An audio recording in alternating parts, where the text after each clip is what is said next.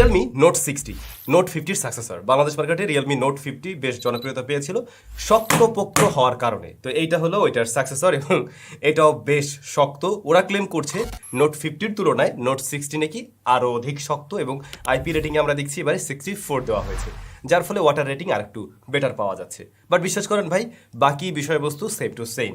সোজা কথা, আমার নোট 50-র রিভিউ যারা দেখছেন এটার ক্ষেত্রে আলাদা করতে পারবেন না। ভিডিও শেষ করে দিই, কি বলেন? আচ্ছা, আজকের ভিডিও এমনিতেও তাড়াতাড়ি শেষ করতে হবে কারণ আমি খুবই অসুস্থ।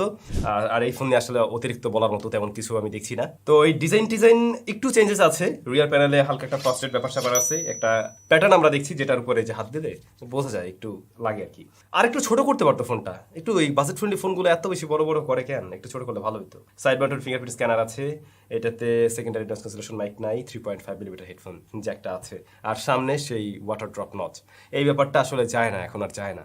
এরকম প্রাইস পয়েন্টে আমরা 500 কাট আউট দিতে দেখছি, বিভিন্ন ব্র্যান্ড দিচ্ছে।